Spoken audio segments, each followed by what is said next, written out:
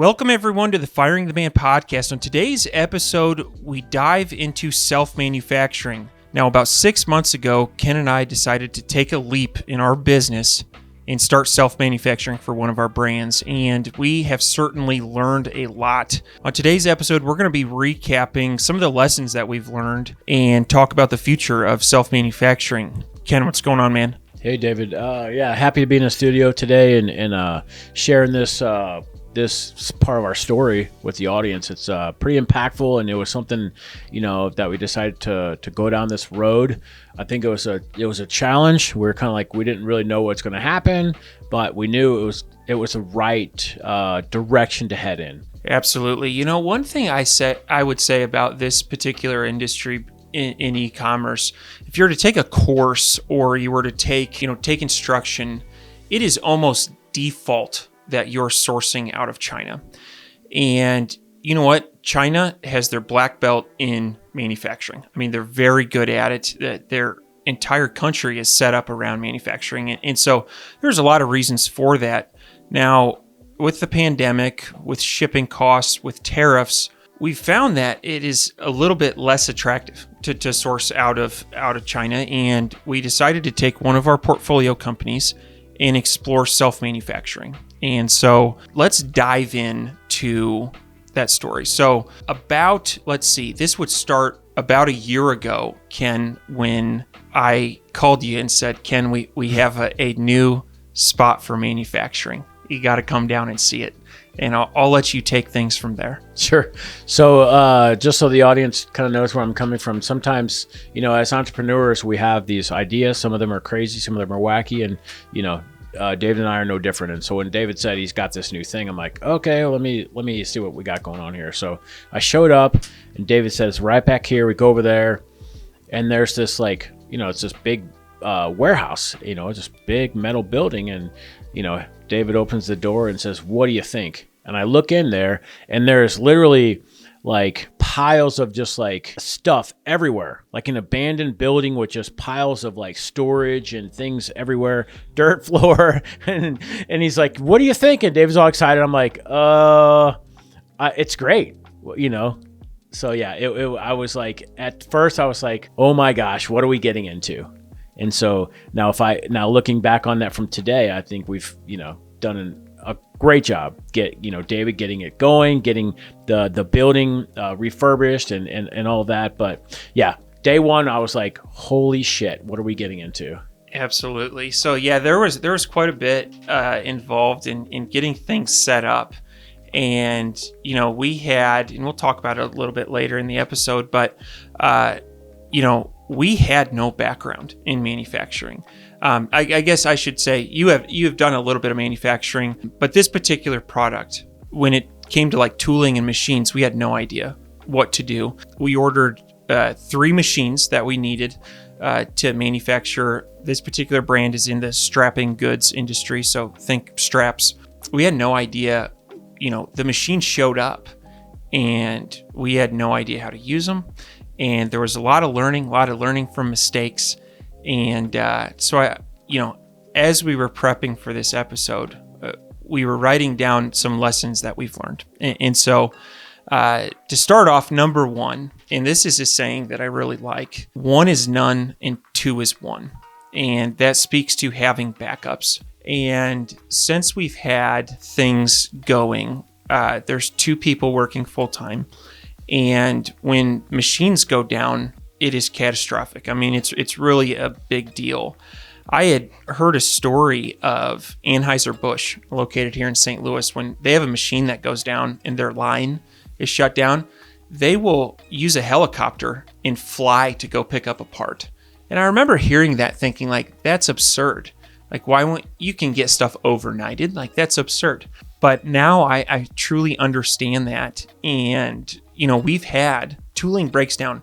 We've had ball bearings go out. We've had bolts break. We've had all kinds of things happen. And as we kind of move to this phase 2 of manufacturing, one thing that we're looking to do is having backups for machinery.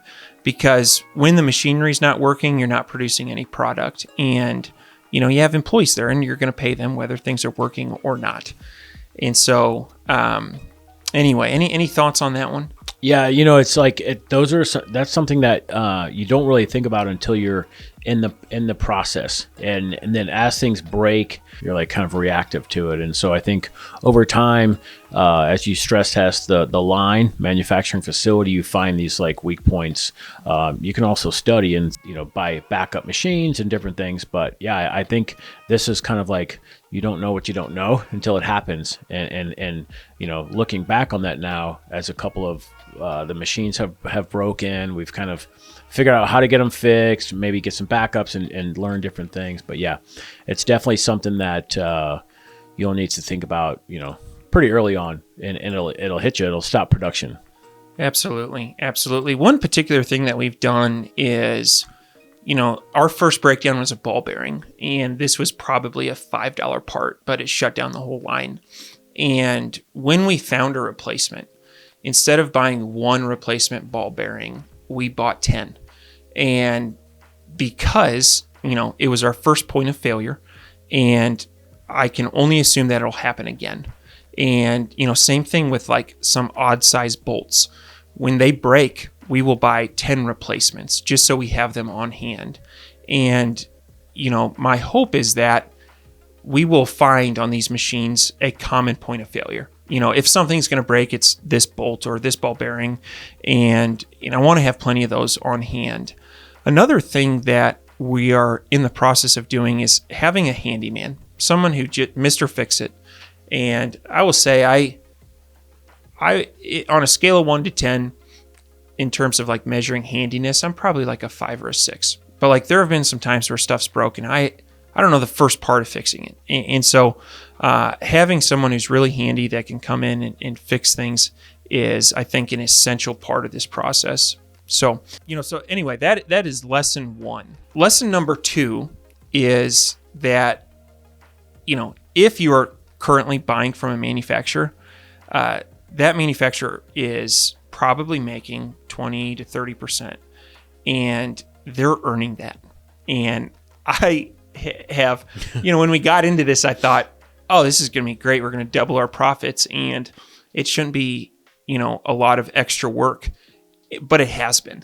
It has been. Those manufacturers, they're earning it. And a couple of things that come to mind are the carrying cost of raw materials in inventory. That was something that previously, when we'd order from a supplier, they would, we would order the exact number of units that we need, and that's all we had to tie up in terms of cash. And, now it is very important that we have extra material and components around just to ensure that we keep the line moving. We've had a couple instances where we run out of one particular part and, cannot complete any units until we have that particular part. And so, that's been something that we've observed about this is it's not a cakewalk. And, I also have a new appreciation for our manufacturers. We've got to kind of walk a mile in their shoes. And, I think that's one thing that as people think about supply chain, everyone needs to make money. Everyone needs to be profitable, or that supply chain will break. And so it is, I try to keep that in mind when I'm negotiating with manufacturers is you need to stay in business, and I need you to stay in business in order for me to stay in business. And so, I don't know, any other topics on this? Yeah, I would say it's kind of you bring up a good point. It's kind of it's almost a sweet science of finding that like middle road of like knowing now we're on the other side of the fence of producing, manufacturing products for one of the brands in-house. We know what our other suppliers are kind of going through, and you don't get to that optimum efficiency day one. It takes a lot of time.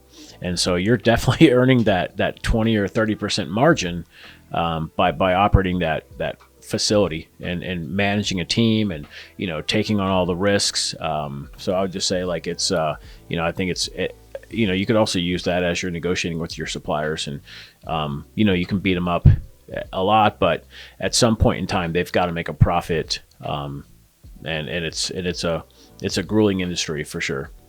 Yeah. The last point I want to make on this is I would be lying if I said that supply chain issues during COVID did not somewhat prompt this. I mean, like anyone, we had major supply chain issues. We had products that were out of stock for longer than they should have been. We had boats sitting on the water for 8 weeks back at a backed up port. And our thought was, if we start self-manufacturing, these supply chain issues are going to go away. And what we found is that they don't go away. It's just a different kind of supply chain issue. So, previously we were waiting on our, finished goods. And now we're waiting on components and raw materials. And so it is not eliminated. However, I would say there's been efficiencies there in terms of supply chain. But we've had to learn, we've tied up a lot of extra capital in excess raw materials just to ensure that we don't run out. And, if something is delayed, will we still be able to produce goods? And so that's been a major consideration. So the next lesson that we've learned from this is the raw material manufacturers are your friend. And I'm going to give a couple examples of this. So when we decided to go down this road, we knew we were going to need some type of machine. And, I'll use an example of we were needing a machine to cut strap. And, we had no idea what type of machine there was. And, I'll say typically you just Google it, right? But we did, and we didn't find any conclusive machines that this is clearly the best option for us. Now we went to the raw material supplier and we asked them, what would you, or what do most of your customers cut this raw material with? And they had an awesome answer, and they actually put us in touch with the right people. And, what we found is finding people in the industry that are working on a different part of the supply chain. I'll give you another example, was searching for a better priced on rivets. We use a rivet for one of our products. And, I called a place that specializes in fixing rivet machines. And I said, hey, where's a good place to buy bulk rivets? And of course, they had a laundry list of people. And I'm not in direct competition with them, right? But they fix rivet machines. So of course, they're going to know where rivet manufacturers are and where we can go and find these. And so that's been something that, as we figured this out, yes, there has been a component of figuring it out on our own, but we've also asked a lot of questions to a lot of people, and that's been really helpful. And what I found is most people are more than willing to share information with you so long as you're not one of their competitors. And so that is something that it has been a pro tip that really helped us get from zero to, now we're doing about 4,800 units a month. And, had we not had some advice from these industry folks, I'm not sure if we would be where we're at without that. So, yeah, absolutely. And one other add-on to that is, we've learned a lot from suppliers, manufacturers, the companies that make the tools. And then, David, you took a trip out to one of the suppliers and kind of got a tour around the facility and how they're using their machines. And you've been able to bring that information and the detail back to our facility and optimize the tooling and the machines and the process. I think that's also a kind of a next level tip, is to lean on your, other manufacturers, your current ones, to pull that information, someone that's been doing it for, a couple decades. Yeah, that's a great point. And, what if you're, and I'm trying to think of an example, say you're selling cutting boards and you're dealing with wood components. Boy, would it be a good idea, and you're thinking about self-manufacturing, boy, would it be good to find someone that does wood countertops, right? Not a competitor, and call them and say, I will sweep your floor. I will take your trash out. I will do anything I can to ask you some questions. And that, I find more and more that is so incredibly valuable. That wood countertop manufacturer may have been in business for 30 years, and the amount of knowledge that they have about the process is incredible. And again, you're not competitors, but you're working on something very similar. And And so I think that's something as we move to other types of manufacturing we'll be looking to do is try to find that mentorship. And I'll tell you, that line, I will sweep your floor, really tends to get a good response. People are like, wow, this person, they don't want anything in return other than me answer a couple questions. And that is so valuable. Yeah, that's a good line. I'll have to borrow it. Yeah. So, what next? What do you think is one of the next ones that we've learned? Yeah. So moving on. So I would say here, one of the things that we've learned is that people are crucial for manufacturing. Building a team, figuring out who's going to operate that team, and so you don't back yourself into a full-time job. David has realized that along the way of like trying to separate from managing so many things at once. And so, that if you're thinking about self-manufacturing, or if you're going down that road, definitely finding the right people, getting the right people in the right places. And so you're not all of a sudden, your time doesn't dissolve into that project, because it's very easy to do. And also, more importantly, is finding good people. There's a lot of people out there, and now that I look back on over the last 6-9 months, we've had several people that have worked in our facility and for us, and not all of them worked out. I think we're getting better at finding the people that are a good fit for this type of position. And so as you're going down that journey, people are crucial. There's one particular story that comes to mind that when I think of the right people. So while like the concrete was being poured, we had a small operation going on in my garage, and I'll keep this guy anonymous. We'll call him Mr. S. Mr. S was a retired fellow that I put an ad in the paper. He had responded, and he showed up, and so it's just at my house, right? My wife and children are home. He has a gun on his hip, and you know what? I own guns. I like guns. It's not a big deal. However, I just met this guy. Okay. And I said, Mr. S, can you, please put your gun in your truck while you're at my house? And he got real angry and said, well, I believe in the Second Amendment. And I said, so do I. But you need to put your gun away, because I just met you, and I can tell you that you won't need it here. Like, this is a safe place. This is my garage. And that particular employee, we butted heads. Every day, he'd bring his gun to work on his hip every day. Mr. S, please go put that back in your truck. And he ended up kind of going rogue there towards the end, and it wasn't the best fit. But yeah, we've had a lot of stories of that. Hiring high school kids when left unattended, and so it's been an experience. But I'll tell you what, now that we have found some excellent people, it's made the whole process from start to finish so much more enjoyable, and it's been a better move for our business. And so, the last lesson, and this maybe isn't a lesson, more of an observation, but what I'll say is like, this is awesome. What we're doing, I think, is absolutely awesome. Everyone likes to be cool. I like to be cool. It probably goes back to, junior high and high school, right? And one thing that will never go out of style is manufacturing in the USA. It will always be cool. The red, white, and blue will always be cool. That's something that, as we tell people what we're up to, no longer do we have to say for this particular brand, we're going over to China and sourcing things and bringing it to the US. We are employing people here in Missouri to, manufacture some really cool products. And, there is a YouTube channel that I've become obsessed with called Origin USA. So this is a company founded by Pete Roberts, and they started out making jiu-jitsu gis up in Maine. Nice. He found a bunch of these old equipment and kind of like brought it back to life.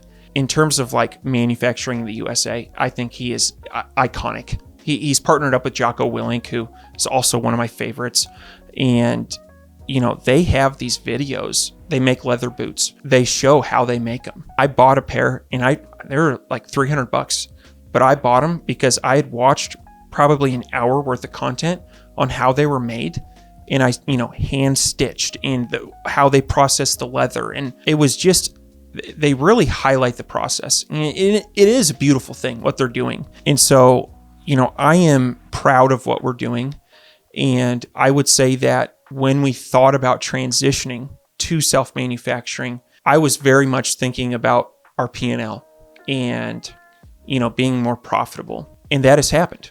That we have seen those benefits. But what I think has been an even greater benefit is the ability to work with awesome people, to bring jobs here locally, like literally into this. I live in small town Missouri. We are bringing jobs into small town Missouri, and it makes me so incredibly proud. And I feel like we're just getting started. And so anyway, this has been the first 6 months. We're just getting started. So what do you think, Ken? Absolutely. And I can see whenever, David, whenever you talk about that, like how much that means to you personally and how much it gets you excited. And, it's one of those things where, everybody, we have to work every day. We have to spend our time doing something. And if you can choose to do something that you love and that you enjoy, it just makes your day better, makes you happier. And so, this project, I can tell, like from day one, it's been a struggle. It's been a learning process, but now that we're kind of on the other side of that, we're kind of ramping up. I can see like it's adding so much joy and bringing something to a community that you live in is like, it's very like rewarding knowing that you're able to give back. Not only are you making great products that are going to solve problems for other people, you're also giving back to a local community. And so I think it is tremendous.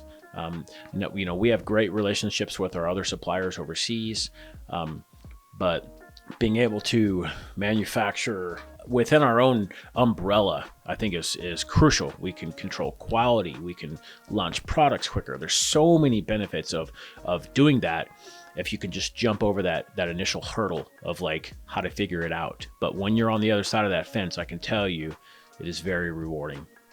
Absolutely. Last weekend, we hosted Easter at our house, and we had about 20 of my in-laws over.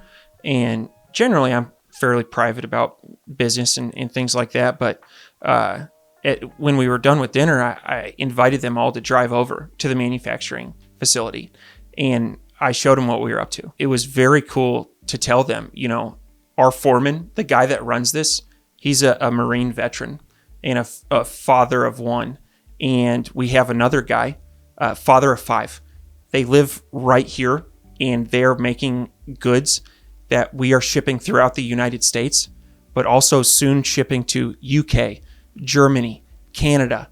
I mean, this is the world headquarters, and it was really cool. And I think they could kind of pick up on the energy, and they thought it was cool too. And so it's something that, to our listeners, if you're selling smartphones, self-manufacturing may not be for you. However, if you can pick off a piece of the supply chain, maybe you're not making the entire product. Maybe you're doing packaging. Maybe you're mixing liquids. Who knows? But if you can pick off a piece of that manufacturing process, it is incredibly rewarding. And I would say that has been my biggest takeaway from this. And so, yeah, absolutely. And we will give an update at year and a half, and share with everyone where we are then. Who knows? Maybe we have another facility stood up, or more products, or 2 lines, or you never know. Yeah, we're putting Festus, Missouri on the map, baby.